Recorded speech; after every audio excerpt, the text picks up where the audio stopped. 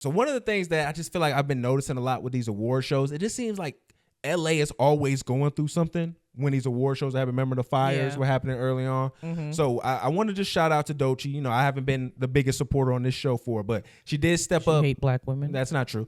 She did step up. I'm not Tyler Perry. She did step up and, you know, say some important stuff that I think we should kind of just discuss at her acceptance for her award. So what's happening right now outside of the building.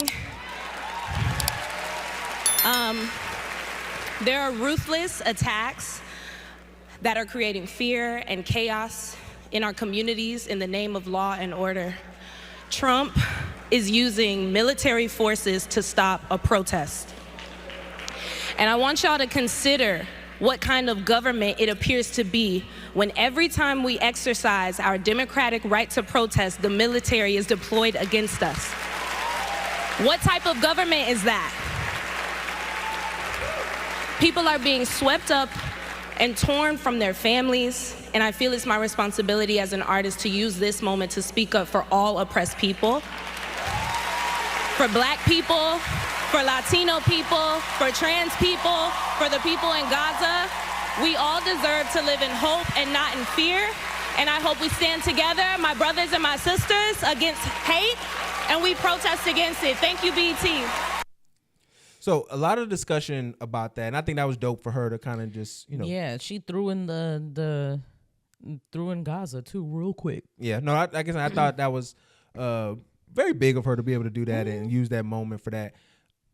And I think it's important because one of the discussions I kept seeing going around in light of, you know, the protests that have been happening, not only in LA, we've had some in Atlanta, New York, Chicago, Colorado. So there's been tons of protests in regards to this ICE, you know, mass deportation efforts. And a lot of people I've been hearing is saying, is it black people's business to get involved in these immigration issues? And I can't speak for a lot of y'all in that regard, but that hits close home to me in regards to that. So that is going to be something that as a black person, I am going to be thoughtful about. I'm going to be mindful about, because that doesn't just affect Latinos and, you know, maybe Asian people who have. It affects Caribbean people too, it and African people, and the black diaspora, which is what we care about mostly. No, I'm just saying, not even just that. It's just the fact that this is a protest that has not taken any lives. It's a completely peaceful protest. I mean, it's not completely peaceful. There has been property damage, but no one's dying, no one's injured, no one's getting hurt.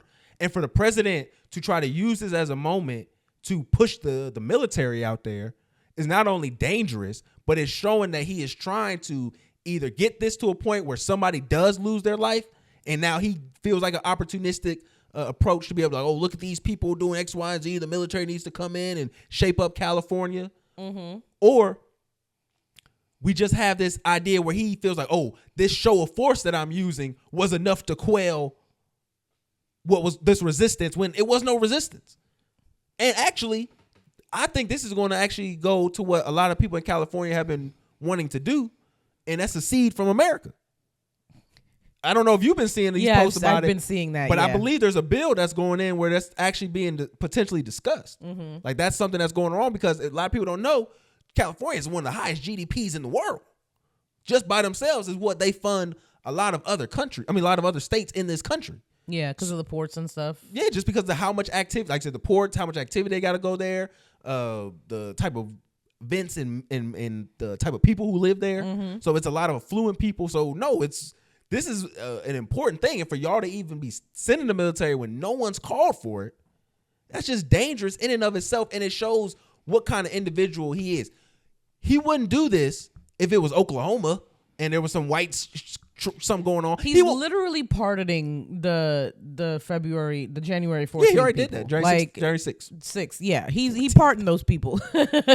So we know that, like, certain people can protest and violently too and cause property damage, and then certain people can't. Yeah, I mean, it's really just sickening, because for you to, when this is the first time the president has deployed the National Guard and he's sending Marines to, essentially, they're not even going to be able to really allow to do anything, because they don't really have the kind of training to interact with people per se. So a lot of them are just going to be kind of standing around and do. It's really going to be a waste of money. So it's a waste of money. It's a bullshit show of force for, again, no lives have been lost in this situation. This is a normal reaction to a protest. This happens all the time. And a lot of these ICE agents are going overboard. Yeah. The way that they're I just seen the one where it was a car accident where the ICE agent, I guess, thought the person was a legal immigrant driving the car, drives out, hits them with his car, sees that they're American citizens, I guess, by looking at their information. And then peels away. And then fleds the scene. Literally did a hit and run on an American citizen. Like, if ICE agents are behaving like this, even if you look a little bit or sound a little bit like you're not a citizen or they assume you're not, then you're in danger. Like, this is putting more than undocumented immigrants in danger. And this also puts future protesters in danger because he's trying to create a precedent on what is the norm for him to put out the military. And all it takes is one person to fire off from either side, and now you have a bloody situation by the hands of our own military in our country. Like, I don't think people understand the gravity of what that could create if something like that happens, especially if the president is going over the head of the state's mayor.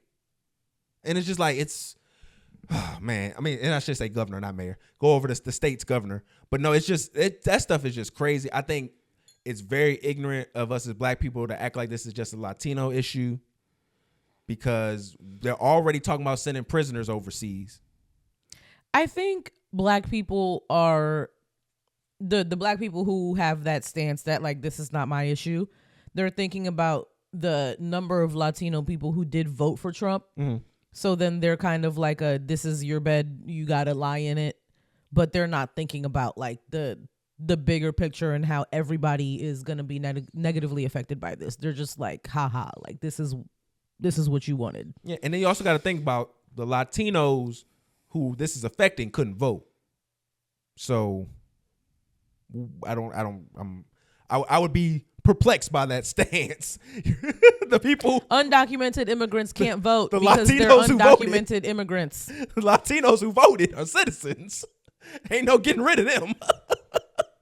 So I'm confused. But again, we are leading into that point where, what if they start deporting American citizens who don't fit with the ideals? Because, like I said, they're already talking about doing it with prisoners. Yeah. They're trying to send them to work camps in other countries. Like, it's a slippery slope that once we see it on the other side, we're gonna be like, oh, we didn't effed up. And again, I warned people about this early on in the podcast last year during the election, when we talked about why there were so many cop cities being set up, why so many budgets for police keep increasing.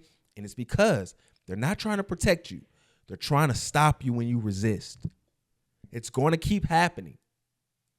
It's going to start affecting food. We're going to have heavy questions about that with all of these tariffs and all of this trade instability. So prepare for yourself accordingly, because these are just light examples so that he can show his force.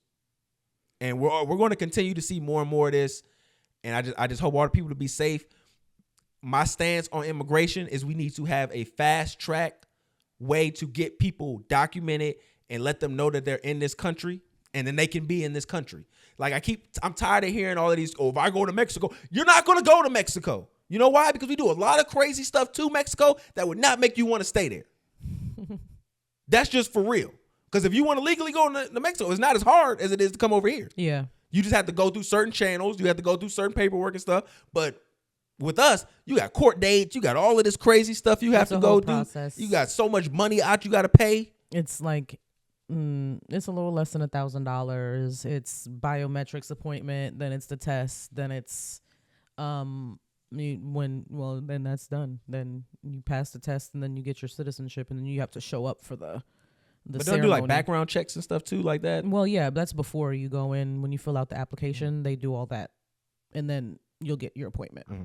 So, like I said, man, again, I'm not one of those people who, oh, you're breaking the law when you come on. Hey, I understand. We mess up a lot of countries. We make it not worth being in a lot of countries in this world. We out here making the folks only grow certain fruits and crops so they can't provide for themselves. That allows warlords to take over and try to cause resistance, and then those people have bad intentions, and then they hurt people who aren't following their rules. And then now you have civilians who just want to survive, who just want to have their own autonomy, be in danger because they don't agree with this madman who wasn't voted into power. So that's why I'm come to the country. Fill us up.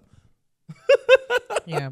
I was watching the news this morning and they said that there's a massive shortage on nurses, and usually they get nurses from like the Philippines a lot, but it's getting increasingly harder because of Trump's laws and everything that he put into place with immigration.